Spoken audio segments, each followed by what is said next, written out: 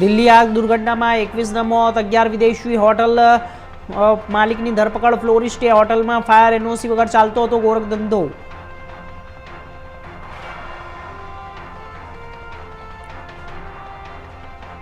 Delhi hotel પછી બિહારની હોસ્પિટલમાં આગની ઘટના, 4ના મોત, 20થી વધુ દાઝ્યા. આઈસીયુની બારી દરવાજા તોડીને દર્દીઓ બહાર કાઢ્યા. અનેક બેડ પર તરફડિયા મારતા રહ્યા.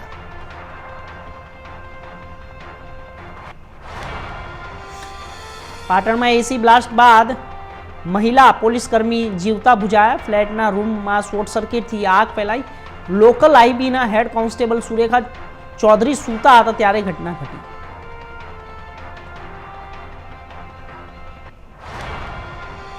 રાજકોટમાં ઓપરેશન ડેલ્ટા હેઠળ કાર્યવાહી, 5 બાંગ્લાદેશી મહિલા નાગરિકો ઝડપાયા. શહેરભરમાંથી 25થી વધુ પોલીસની ટીમો તૈનાત.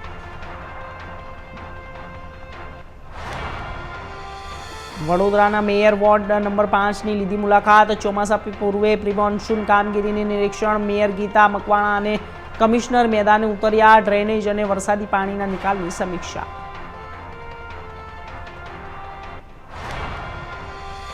સરથાણામાં નશામાં ધૂત કાર ચાલકે મચાવ્યો આતંક. 2 બાઇક સહિત 5 લોકોની કારની અડફેટે.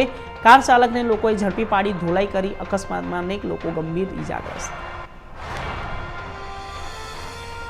મહેસાણામાં ટ્રેનની અડફેટે 3 કિશોરોના મોત. રેલવે ટ્રેક ક્રોસ કરતા સર્જાયો ગમખ્વાર અકસ્માત. સોભાસણ ગામમાં શોકનો માહોલ. માલગાડી નીચે કચડાતા 3 વિદ્યાર્થીઓના મોત.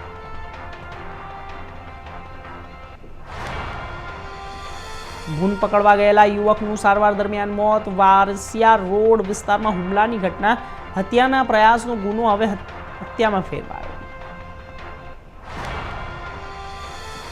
ઇજાગ્રસ્તોની મુલાકાતે પહોંચ્યા મંત્રી પાનસેરિયા. સુરત સિવિલ હોસ્પિટલમાં દર્દીઓની ખબર અંતર લીધી. સારવારમાં બેદરકારી ન રહેવા આપવાઈ સૂચના. દર્દીઓની ઝડપી શ્વાસ અને વૃક્ષ થયા ધરાશાયી.